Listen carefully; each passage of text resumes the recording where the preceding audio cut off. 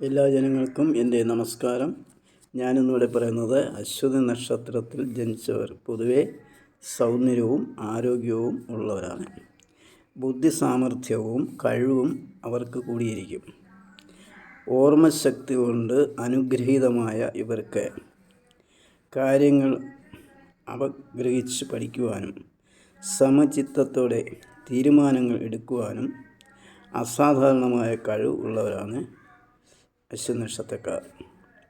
ഗാംഭീര്യ മുഖഭാവം, വലിയ നെറ്റി, നീണ്ട മൂക്ക് തുടങ്ങിയ പ്രത്യേകതകളാണത്രേ ഇവർക്ക് ഉള്ളത്.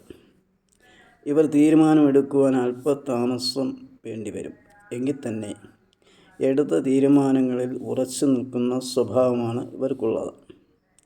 ബുദ്ധിമുട്ടുകളും കഷ്ടനഷ്ടങ്ങളും ഉണ്ടായാലും ആ തീരുമാനത്തിൽ നിന്ന് മാറ്റാൻ അവർ തയ്യാറാകുകയില്ല. മറ്റ് ആരുടെയും സമ്മർദ്ദത്തിന് അവർ വഴങ്ങുകയില്ല.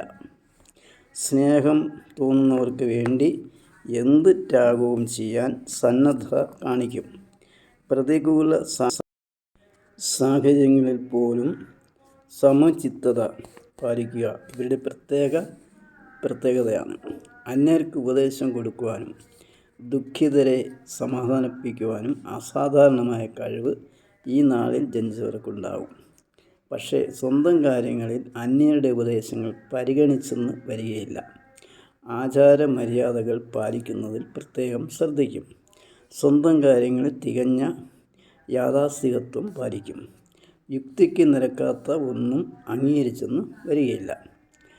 നിരൂപണ ബുദ്ധിയോടെ കാര്യങ്ങൾ നോക്കിക്കാണാൻ ഒരു പ്രത്യേക കഴിവ് പ്രകടിപ്പിക്കും. സാഹിത്യം, സംഗീതം, ചിത്രമെഴുത്ത്, വാദ്യ ഉപകരണങ്ങളുടെ ഉപയോഗം തുടങ്ങിയവയിൽ വളരെ വാസനയുള്ളവരാണ്. അതിലേറെയെങ്കിലും പരിശീലനം നേടിയാൽ ഇവർ വിജയിക്കും. ആശങ്കയും അകുലചിന്തകളും മനസ്സിനെ എപ്പോഴും അലട്ടിക്കൊണ്ടിരിക്കും. കുടുംബാംഗങ്ങളുമായി അടുപ്പക്കുറവുണ്ടാവാം. കുടുംബത്തിൽ നിന്നും മാതാപിതാക്കളിൽ നിന്നും കാര്യമായ പ്രയോജനം സിദ്ധിച്ചിരുന്നു വരാം.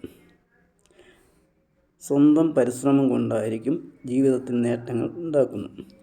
സാമ്പത്തികമായി ചെലവ് നിയന്ത്രിക്കാൻ ശ്രമിക്കുമെങ്കിലും അതിൽ അധികമൊന്നും വിജയിച്ചെന്ന് വരികയില്ല. ഉദരരോഗം, വാതം, ഹൃദയ സംബന്ധമായ അസുഖങ്ങൾ തുടങ്ങിയവ ഉണ്ടാവാൻ സാധ്യതയുണ്ട്. അടുത്ത ഭാഗം 2026 അശ്വതിക്കാർക്ക് എന്താണ്, ഗുണമാണോ ദോഷമാണോ എന്ന് വിശദമായിട്ട് ഞാൻ പറയുന്നതാണ്. അടുത്ത ദിവസങ്ങളിൽ കാണുക.